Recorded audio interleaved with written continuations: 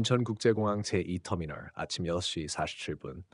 하늘은 무표정했고 활주로 위로 옅은 안개가 깔려 있었다. 공항 특유의 냄새, 연료와 세제, 사람들의 긴장감이 섞인 공기가 감지견 루카의 민감한 코를 간지렸다. 루카는 5살 된 벨기에 말리노이, 국토교통부 항공보안센터에서 가장 뛰어난 탐지견으로 손꼽힌다. 그녀의 핸들러인 경위 한지수는 오늘도 평소처럼 루카의 하네스를 정비하며 출근 준비를 마쳤다. 루카야, 오늘도 안전하게 부탁한다. 짧은 눈 맞춤. 루카는 한번 꼬리를 흔들고 앞장섰다. 오늘 루카와 지수가 배정받은 임무는 오짓 721편. 도쿄행 오전 8시 항공편의 선탑 점검이었다. 탑승 전에 기장, 부기장, 승무원, 그리고 조종석 주변의 안전을 확인하는 과정이다. 늘 평소와 다를 것 없는 일상이었다. 적어도 그 기장이 나타나기 전까지는. 기장의 이름은 백승우, 45세, 베테랑. 20년간 사고 한 번 없던 모범 파일럿, 동료 평판도 좋았고 규정을 철저히 지키는 것으로 유명했다. 그가 탑승동으로 들어서는 순간 루카가 멈칫했다. 루카야? 지수는 고개를 갸웃했다. 루카는 낮게 으르렁거렸다. 무슨 일이야? 기장은 멀찍이서 다가오며 웃었다. 탐지견도 출근 스트레스가 있나 보네요. 하지만 루카의 반응은 점점 격해졌다. 짖지 않는 대신 기장의 발치로 파고들며 코를 들이대고 몸을 굳혔다. 정지 신호다. 위험을 감지했다는 의미. 지수는 프로토콜대로 즉시 손을 들었다. 잠시 멈춰주세요. 추가 확인이 필요합니다. 기장은 당황한 듯했지만 순순히 멈췄다. 승무원들도 놀란 눈으로 상황을 지켜봤다. 루카, 확인. 루카는 다시 기장을 향해 짖지 않고 압박을 시작했다. 그리고 갑자기 기장에게 달려들었다. 물지는 않았다. 그러나 두 앞발로 그의 가슴팍을 밀치며 전면 제지를 했다. 지수가 급히 하네스를 잡아당기며 루카를 제지했지만 이미 분위기는 얼어붙어 있었다. 이건 후 30분 후 경찰, 항공보안청, 항공사 고위 관계자들이 모두 현장에 도착했다. 기장은 억울하다는 표정이었다. 정말 아무 일도 없습니다. 이건 오해예요. 제 몸에 아무것도 없어요. 루카는 계속해서 기장 근처에서만 반응했다. 의심은 점점 짙어졌다. 기장님, 혹시 복용 중인 약이나 몸에 붙이신 무언가가 있으신가요? 없습니다.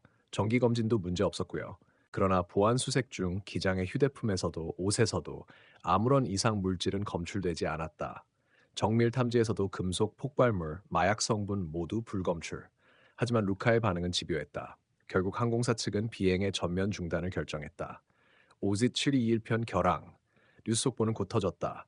탐지견이 기장에게 달려들었다. 인천공항 비행편 전면 취소. 모범 기장 도대체 무엇이 문제였나? 루카, 천재견인가? 오작동인가? 한지수는 루카를 바라보며 입술을 굳게 다물었다. 그녀는 루카를 누구보다 잘 알았다. 이 아이가 헛짓는 법은 없어. 하지만 눈앞의 현실은 너무 모호했다. 기장은 억울하고 증거는 없고, 하지만 직감이 불편하게 속삭이고 있었다. 뭔가 있다. 그리고 그것은 겉으로 보이지 않는다. 그날 밤 지수는 보안 기록을 뒤지며 하나의 수상한 정보를 발견하게 된다. 기장 백승우의 지난 출국 기록, 그리고 8년 전 한 사고 보고서. 그 사고에서 살아남은 단 한 명의 증인, 당시 12살의 소년. 그의 이름은 지수에게 기묘한 전율을 안겼다. 그 이름 왜 익숙하지? 한지수는 새벽 2시 탐지견 루카 옆에서 노트북을 붙들고 있었다. 공식적으로는 오짓 12편 결항에 대한 경위 보고서를 작성 중이었지만 머릿속을 가득 채운 것은 백승우 기장과의 이상한 연결고리였다. 그녀가 발견한 사고 기록은 8년 전으로 거슬러 올라간다. 2017년 6월 13일 제주발 서울행 KE 미츠실 3편. 그날 기체는 이륙 직후 고도를 급강하하며 바다 위에서 엔진 화재를 일으켰다. 파일럿과 부기장은 기적적으로 착수 비행을 시도했고 대부분의 승객은 구조되었다. 단 한 명의 사망자, 당시 승무원이던 이민정. 그리고 그녀의 아들 12살 소년 이도윤. 그는 구조된 직후부터 심각한 트라우마에 시달렸으며 이후 조용히 보호시설로 이송되었다. 그리고 기록이 끊겼다. 그 소년의 이름이 왜 익숙했을까? 지수는 자기도 모르게 손가락을 떨며 루카의 머리를 쓸었다. 무슨 냄새를 맡은 거야, 루카? 이건 단순한 사건이 아니야. 그치? 다시 말씀드리지만 다음날 오전 공항 보안팀의 비공개 조사 회의가 소집되었다. 항공사 측, 국토부 관계자, 그리고 기장 백승우도 참석했다. 다시 말씀드리지만 기장은 차분하게 말했다. 저는 어떤 위법 행위도 하지 않았습니다. 그렇다면 보안팀장이 나섰다. 탐지견이 그렇게 반응한 이유를 뭐라고 생각하십니까? 기장은 한숨을 쉬며 고개를 저었다. 제가 알고 싶은 질문입니다.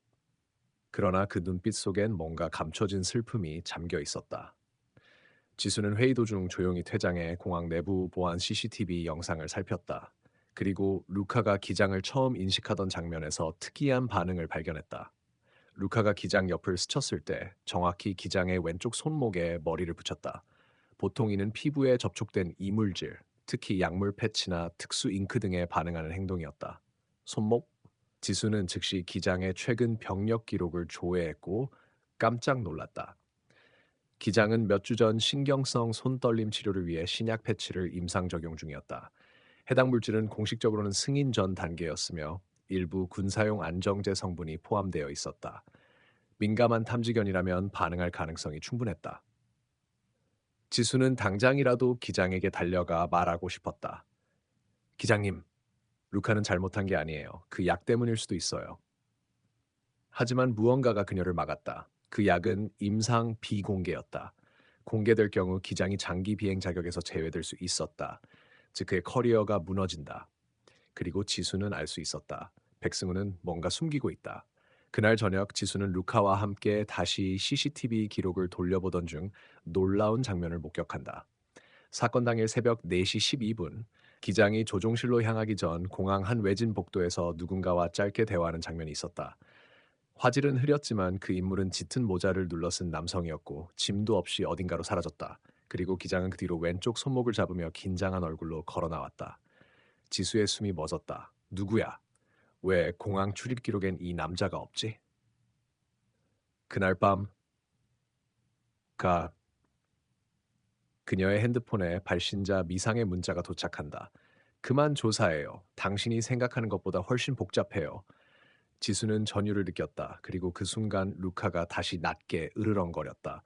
누구도 없는 방, 아무런 소리도 없었지만 루카의 감각은 거짓말하지 않았다. 지수는 이내 마음을 다잡았다. 좋아, 무서워도 간다. 루카, 우리 진실을 끝까지 밝혀보자. 그리고 그녀는 8년 전 사고 생존자 이도윤을 찾아 나설 결심을 한다.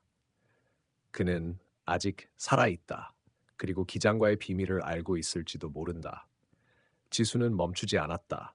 그녀는 이도윤이라는 이름으로 병원 복지시설, 청소년 보호센터의 기록을 샅샅이 뒤졌다. 공식적인 자료는 2019년부로 완전히 사라져 있었다. 이름은 개명되었고 보호자는 등록되지 않았다. 마치 누군가가 그의 존재를 지우려 한 것처럼. 하지만 단서 하나가 남아 있었다. 사고 이후 도윤이 한 미술치료센터에 한동안 다녔다는 기록. 그리고 그 센터에 남아있던 소년의 그림 한 장. 비행기 조종석을 향해 달려드는 검은 개. 그리고 어두운 복도 속 얼굴 없는 남자. 지수는 등골이 서늘해졌다. 이건 루카야. 그리고 저 남자 CCTV에 나온 인물과 같아. 며칠 후 지수는 강원도 양구의 한 상기듯 작은 공동체 센터에 도착했다. 그곳엔 자립을 준비하는 보호 종료 청소년들이 살고 있었고 관리자는 다정한 중년 여성이었다. 도윤이요? 이곳엔 이도윤이란 아이는 없어요. 하지만 윤재라는 친구가 있는데 예전 이름은 저도 몰라요. 그녀는 머뭇거리더니 한 방을 가리켰다. 요즘 혼자 그림만 그려요. 조용하고 착한 아이예요. 혹시 가족이세요? 지수는 조용히 고개를 저었다. 아니요. 단지 그 아이에게 전할 중요한 이야기가 있어서요. 그 방 안 책상에 앉아있던 소녀는 조용히 고개를 돌렸다. 초점 없는 듯한 눈동자, 그러나 눈매는 날카로웠다. 그리고 그 옆엔 반쯤 완성된 캔버스가 놓여 있었다. 기장의 얼굴, 루카의 눈빛, 그리고 배경에는 불타는 바다. 지수는 숨을 멈췄다. 도윤? 아니, 윤재? 소녀는 조용히 고개를 끄덕였다. 그 사람은 아직도 비행기를 타요? 기장님 말인가요? 소녀는 잠시 침묵하다가 입을 열었다. 그날 엄마는 마지막까지 승객들을 안심시키며 남았어요. 그런데 그 기장은 혼자 먼저 탈출하려 했죠. 나는 그걸 봤어요. 지수는 숨이 막혔다. 그게 사실인가요? 소년의 눈빛은 흔들림 없었다. 하지만 그는 돌아와서 엄마를 안고 같이 빠졌어요. 그리고 나중에 사람들은 영웅이라 불렀죠.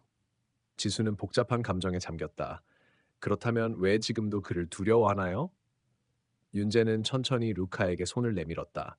루카는 잠시 경계하더니 이내 고개를 기댔다. 소년의 입꼬리가 살짝 올라갔다. 그때 난 물속에서 눈을 떴을 때 그 사람 손을 붙잡고 있었어요. 하지만 그 눈빛, 사람을 구한 눈빛이 아니라 죄를 안고 살아가는 눈빛이었죠. 지수는 숙소로 돌아오며 생각에 잠겼다. 백승우는 그날 도망치려 했지만 결국 돌아왔다. 그리고 오늘도 조종간을 잡고 있다. 루카는 그 죄책감을 맡은 걸까? 그녀는 노트북을 켜고 새 문서를 열었다. 그리고 결심했다. 이건 단순한 보안 이슈가 아니라 한 인간의 두려움과 용서의 이야기야. 그 순간 핸드폰이 진동했다. 비공개 번호. 여보세요? 익숙한 목소리. 낮고 침착한 남자. 이윤재를 만났군요. 그 아이는 진실을 알고 있지만 그 누구보다도 상처받기 쉬운 아이입니다. 그러니 부탁입니다. 조용히 그만두세요. 아니면 당신도 위험해질 수 있어요. 지수는 단호하게 대답했다. 위험해지는 건 두렵지 않아요. 하지만 거짓을 덮는 건 더 이상 못 봐요. 그리고 통화가 끊겼다. 루카는 어딘가를 향해 짖기 시작했다. 창밖, 어두운 그림자 하나가 천천히 사라지고 있었다. 지수는 잠을 이루지 못했다. 밤새 머릿속을 맴도는 것은 익명의 전화, 루카의 짖음, 그리고 윤재의 그림 속 불타는 바다였다. 다음 날 그녀는 김포공항 근처의 한 은퇴한 관제사의 집을 찾았다. 그의 이름은 정병수. 그날 사고 당시 관제실에서 마지막 교신을 기록했던 인물이다. 당시 기록은 보안 사항이라 삭제됐다고 들었는데요. 지수의 질문에 정병수는 쓴웃음을 지었다. 삭제된 게 아니야. 숨긴 거지. 그는 낡은 서랍에서 오래된 외장하드를 꺼냈다. 내가 잘못 본 게 아닐까 몇 년을 고민했지. 근데 며칠 전에 누가 찾아와선 이걸 내놓으라고 협박하더군. 그의 눈빛이 흔들렸다. 지수는 숨을 죽이며 외장하드를 노트북에 연결했다. 파형 그래프가 뜨고 이내 낯익은 목소리가 들려왔다. 컨트롤, 이건 752편 기장입니다. 조종계통 이상 발생. 엔진 하나 멈췄습니다. 기장님, 승객 안정시킨 후 체크리스트대로 절차 진행하세요. 승객 안정 불가. 나는 이탈하겠습니다. 이탈이라뇨? 탈출하신다는 건가요? 나도 살고 싶습니다. 안녕히 계세요. 그 다음 짧은 정적, 그리고 미세하게 울리는 여성의 비명. 아마도 객실 승무원이 무전기를 잡은 모양이었다. 기장이 사라졌습니다. 지금 조종실엔 저 혼자예요. 그리고 신호 끊김. 지수는 손을 떨며 노트북을 닫았다. 정말 도망쳤던 거네요. 근데 왜 돌아온 거죠? 정병수는 한숨을 내쉬었다. 그 사람, 백승우. 결국 5분 후 다시 돌아왔어. 기체가 하강하자 겁이 난 건지 죄책감 때문인진 몰라. 근데 말이야. 돌아온 순간부터 그는 모든 걸 숨기기로 결심한 사람처럼 보였어. 지수는 조용히 일어났다. 이건 보도해야 해요. 모두가 알아야죠. 그때 창밖에서 검은 SUV 한 대가 조용히 서 있었다. 루카가 다시 짖기 시작했다. 정병수는 갑자기 손목을 잡았다. 지수 기자, 나도 겁이 납니다. 지금 이 순간부터 당신은 더 이상 혼자가 아닐 수도 있어요. 그들은 조용히 사람을 사라지게 만들 줄 압니다. 지수는 눈을 마주쳤다. 그럼 같이 싸워요. 다음 날 지수는 윤재를 찾아갔다. 소녀는 오늘도 그림을 그리고 있었고 이번엔 기장의 눈을 클로즈업한 초상화였다. 그 눈빛엔 공포와 후회 그리고 무언가 숨기고 싶은 진실이 담겨 있었다. 윤재야, 혹시 그 사람과 다시 만나볼 생각은 없니? 지수의 질문에 소녀는 조용히 붓을 내려놓았다. 그는 나를 구했어요. 맞아요. 하지만 그 눈빛을 난 잊을 수 없어요. 그날 이후 난 누군가의 잘못이 어떻게 영웅담으로 변하는지 봤어요. 지수는 가방에서 무언가를 꺼냈다. 바로 기장의 항공일지 사본. 그 사람이 마지막으로 쓴 문장, 죄를 안고 살아갈 각오를 했다. 넌 그걸 알고 있을 권리가 있어. 윤재는 아무 말 없이 고개를 숙였다. 루카가 그의 무릎 위에 조용히 턱을 얹었다. 소녀는 조용히 중얼거렸다. 난 아직 용서를 배워가는 중이에요. 그날 밤 지수는 루카와 함께 숙소 근처 산책을 나섰다. 그런 어느 순간 루카가 뭔가를 느끼듯 앞을 향해 짖기 시작했다. 어둠 속에서 두 남자의 실루엣이 다가오고 있었다. 정지하세요, 기자님. 같이 가셔야겠습니다. 검은 정장을 입은 남자들이 무언가를 보여줬다. 국정원입니다. 협조해 주셔야겠습니다. 지수는 당황했지만 눈을 피하지 않았다. 무슨 이유죠? 당신이 확보한 자료는 국가 항공 안전에 위협이 됩니다. 한 남자는 조용히 말했다. 그리고 그 아이는 위험합니다. 그 아이가 기억하는 진실은 조작됐을 가능성이 높아요. 지수는 잠시 멈췄다. 조작됐다고요? 그때 또 다른 음성이 어둠 속에서 들려왔다. 사실을 알고 싶다면 내일 오후 4시 인천 송도 폐공항 창고로 오세요. 진실은 하나지만 기억은 여러 개니까요. 그리고 정작 남자들과 의문의 목소리는 어둠 속으로 사라졌다. 남겨진 건 짓고 있는 루카와 흔들리는 진실뿐. 인천 송도. 예전엔 공항의 한 부분이었지만 지금은 폐쇄된 창고 단지. 녹슨 철문과 잡초만 무성한 그곳에 지수는 오후 4시 정각에 도착했다. 루카는 조용했지만 귀를 곤두세운 채 주변을 경계하고 있었다. 문틈으로 스며드는 빛 사이로 낮은 남성의 목소리가 들렸다. 혼자 왔군요. 대단합니다. 지수는 어둠 속에서 나타난 남자를 바라봤다. 흰머리가 섞인 머리칼, 날카로운 눈빛. 그는 자신을 전직 항공사 사고조사관 박경훈이라 소개했다. 당신이 찾고 있는 진실, 그건 단순한 기장의 탈출이 아닙니다. 그건 시스템적 유기였습니다. 지수는 조용히 녹음기를 켰다. 말씀해주세요. 어떤 유기였죠? 박경훈은 한 박스의 문서를 꺼내놓았다. 모두 752편 항공기 관련 기술 보고서, 점검 기록, 그리고 위조된 부품 교체 내역이었다. 비행기 자체에 결함이 있었어요. 기장은 출발 전 그걸 알고 있었지만 상부에서 강행시킨 겁니다. 지수의 눈이 커졌다. 그럼 기장은 피해자였다는 건가요? 그렇진 않아요. 그는 알고 있었고 아무 말도 하지 않았습니다. 자기 커리어를 위해 침묵했죠.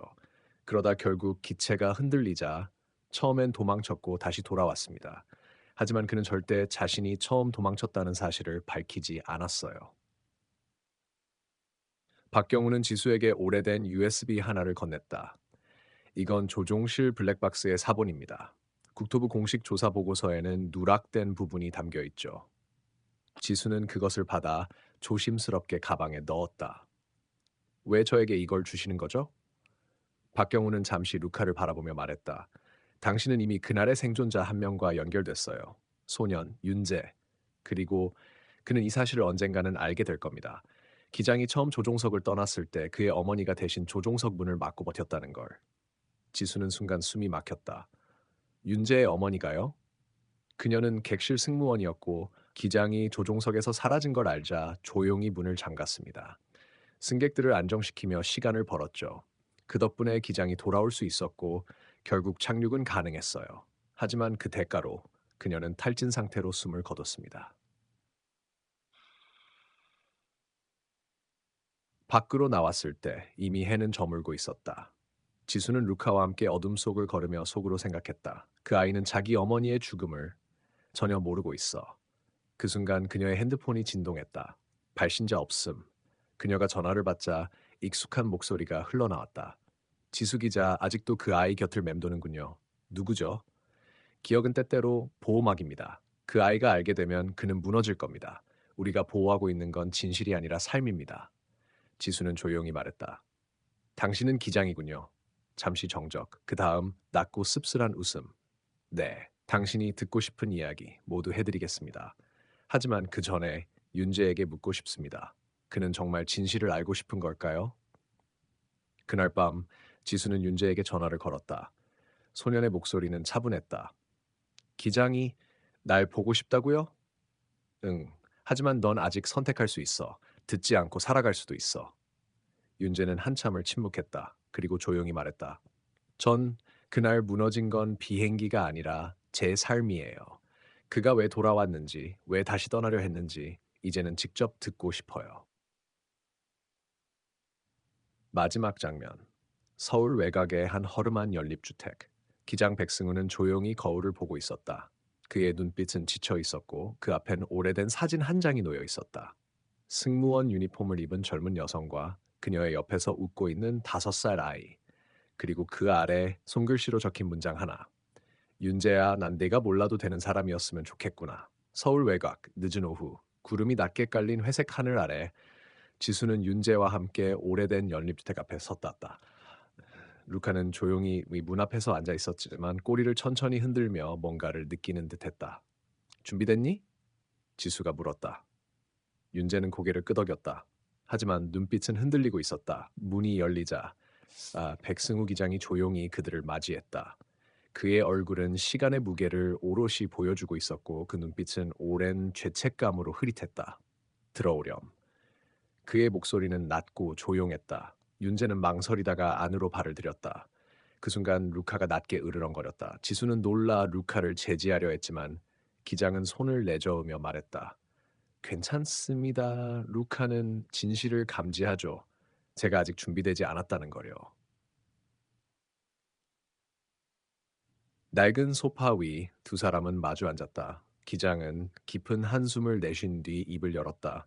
그날 2017년 6월 13일 나는 조종석을 나왔습니다. 비행 중단 30분 전 기체에 이상이 땅이 있다는 걸 알았거든요.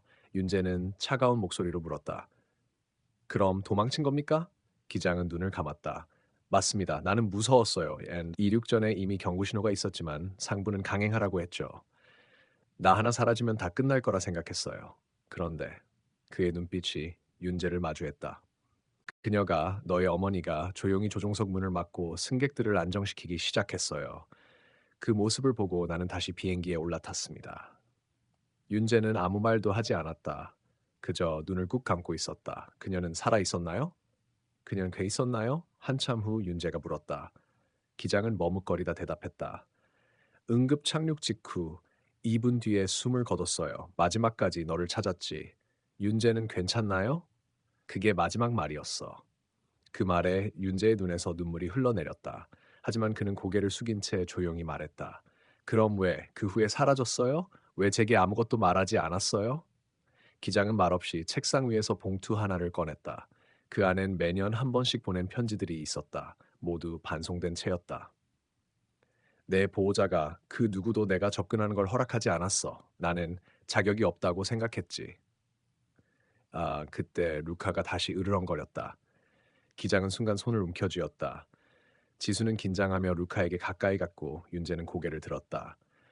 루카가 반응하는 건 아직 숨기고 있는 게 있기 때문이에요. 기장은 그제야 입을 열었다. 그래, 사실 나는 그날 너희 엄마가 조종석으로 들어가는 걸 막을 수도 있었어. 하지만 멈추지 않았지. 그 선택이 그녀의 목숨을 앗아갔어. 윤재는 아무 말도 하지 않았다. 그저 조용히 일어섰다. 그럼 이제 저도 선택할 차례네요. 기장은 그의 뒷모습을 바라보며 조용히 물었다. 어디로 가니? 진실을 안다고 해서 용서가 쉬운 건 아니에요. 하지만 그래도 다음 비행은 저 혼자서 떠나고 싶진 않네요. 그리고 윤재는 문을 나섰다. 지수는 루카와 함께 뒤따랐고 기장은 조용히 그 자리에 앉아 눈을 감았다. 기안 밖으로 나오는 순간 윤재는 하늘을 올려다봤다. 먹구름 사이로 작은 햇살 한 줄기가 비치고 있었다. 기억은 고통스럽지만 그 안에도 사람이 있었네요. 지수는 미소 지으며 말했다. 그리고 너도 이제 누군가의 빛이 될 수 있어. 그 순간 지수의 핸드폰에 새로운 메시지가 도착했다. 조사 요청건에 따라 해당 기장의 비행 경력에 대한 공식 수사가 재개됩니다. 당신의 보도 덕분입니다. 지수는 고개를 끄덕였다. 이제 남은 건 그 진실을 세상에 말하는 것뿐. 그날 밤 윤재는 자신이 가장 좋아하던 오래된 사진첩을 펼쳤다. 유일하게 남은 어머니의 사진 한 장, 그리고 그날 공항에서 포착된 낯선 남자와 어머니의 실루엣이 담긴 흐릿한 영상 캡처. 그는 그것을 한참 바라보다 깊이 숨을 들이쉬었다. 엄마, 나 이제 도망치지 않을게.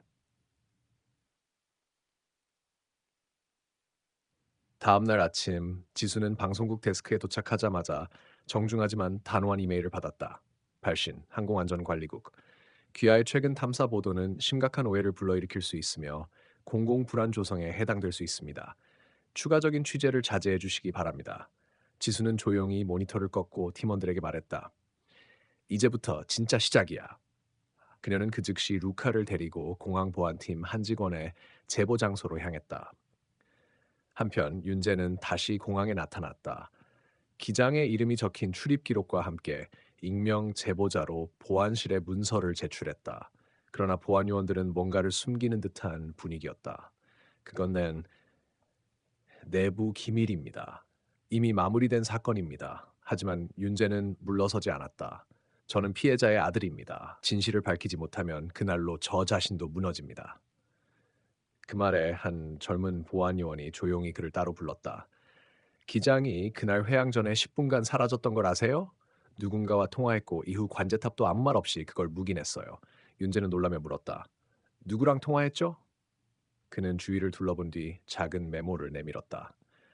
K석유 개발그룹 항공우선 운송계약 담자 김모 부장. 기인의 갱생프와에서 지수는 동시에 다른 쪽 실마리를 쫓고 있었다. 그녀는 당시 항공사 내부 고발자로부터 연락을 받았다. 그날 비행 계획에 의심스러운 화물이 추가됐습니다. 공식 목록엔 없었죠. 냉각 장치가 붙어 있는 특수 컨테이너였어요.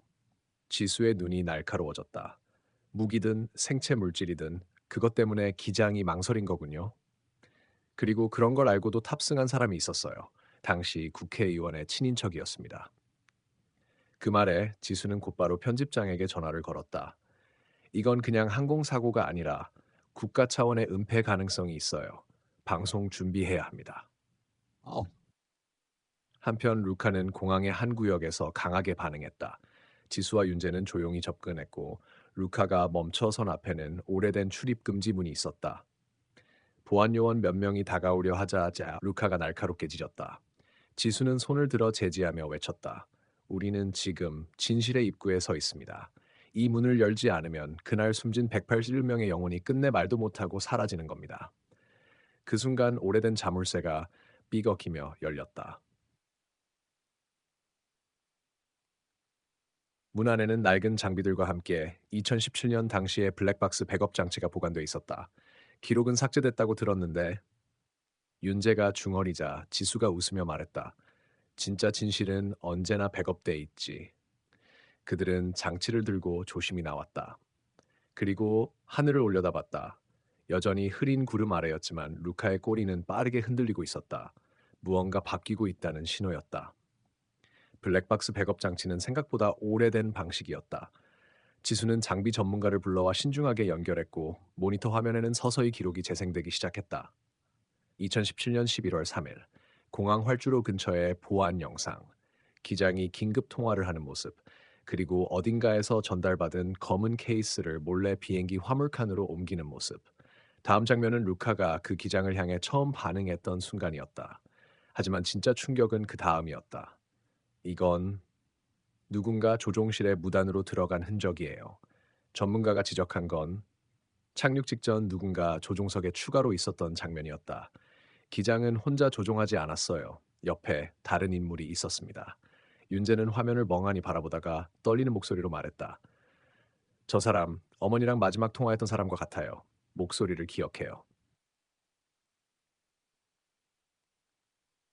지수는 고민 끝에 결단을 내렸다. 생방송으로 바로 갑시다. 누가 막든 우리가 이 진실을 숨기면 또 다른 루카가 짓게 될 거예요.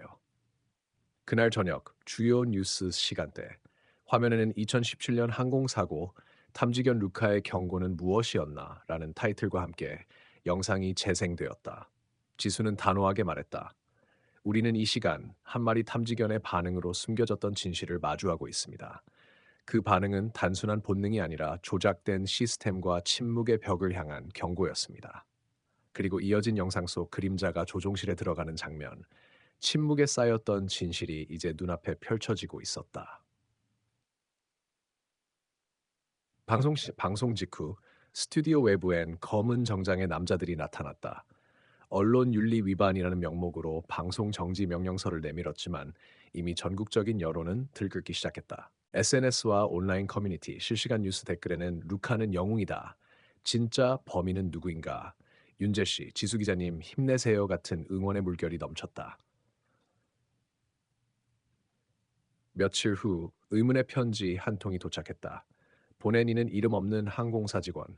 지수 기자님, 윤재님 저도 그날 그 항공편의 화물 검사 담당이었습니다. 단 하나의 박스를 지시로 인해 검사하지 못했죠. 그 박스 안에는 위험한 생화학 물질이 있었단 걸 방송을 보고 처음으로 확신하게 됐습니다. 여러분의 용기에 힘을 얻었습니다. 이제 저도 증언하겠습니다. 윤재는 잠시 말을 잇지 못했다.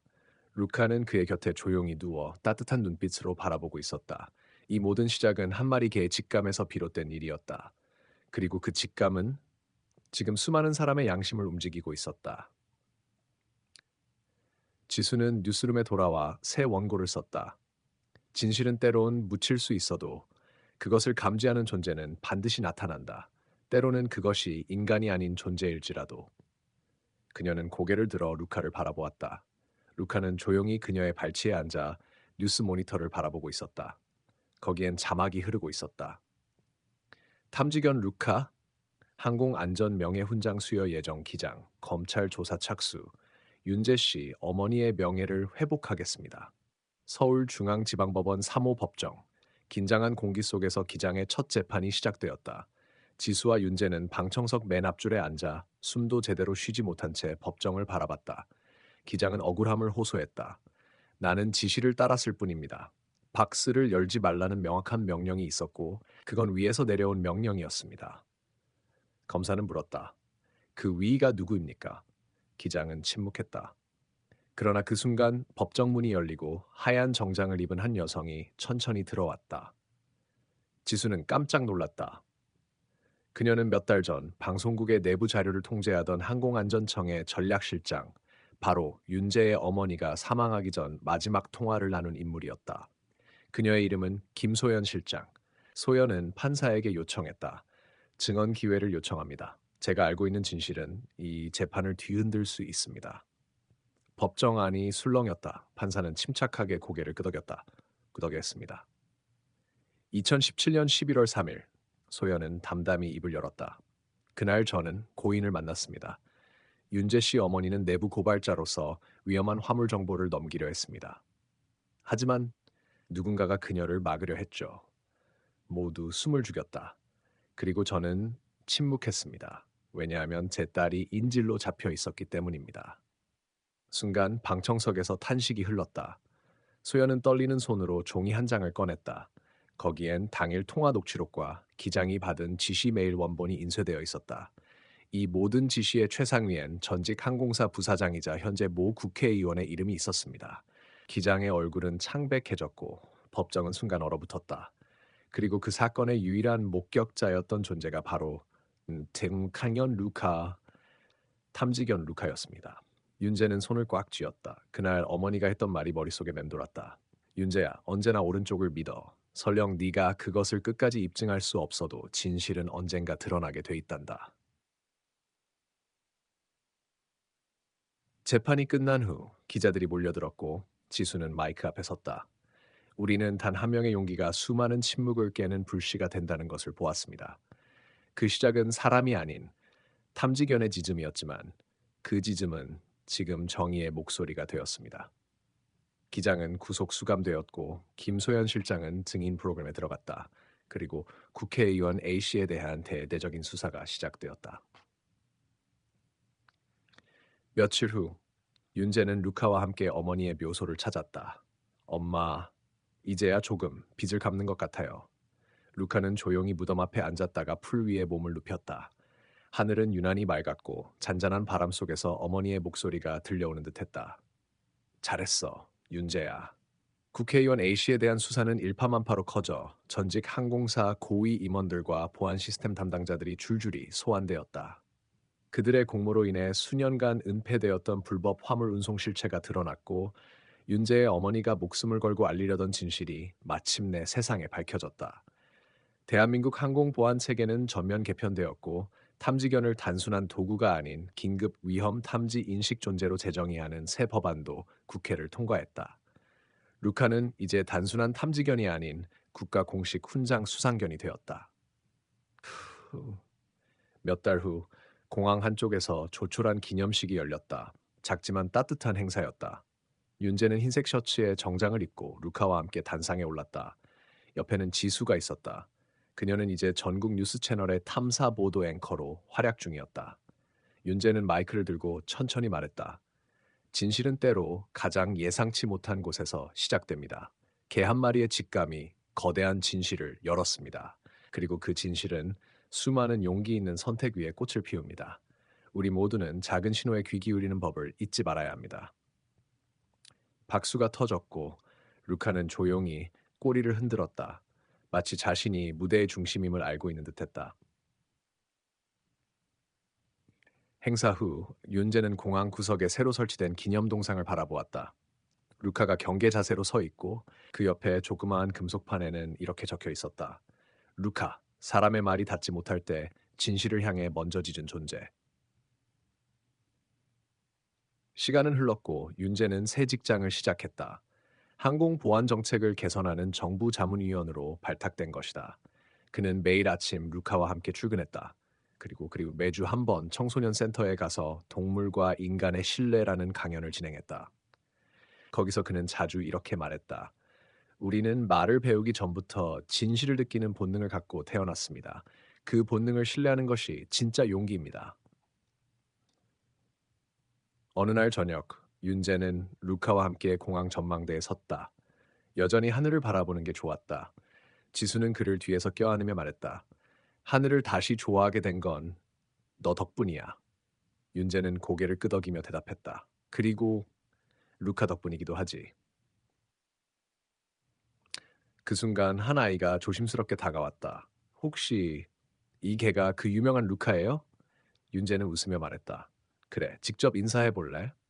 아이는 고개를 끄덕이고 손을 내밀었다. 루카는 조용히 다가가 아이의 손을 살짝 핥았다. 그리고 하늘로 날아오르는 비행기를 향해 천천히 꼬리를 흔들었다. 끝.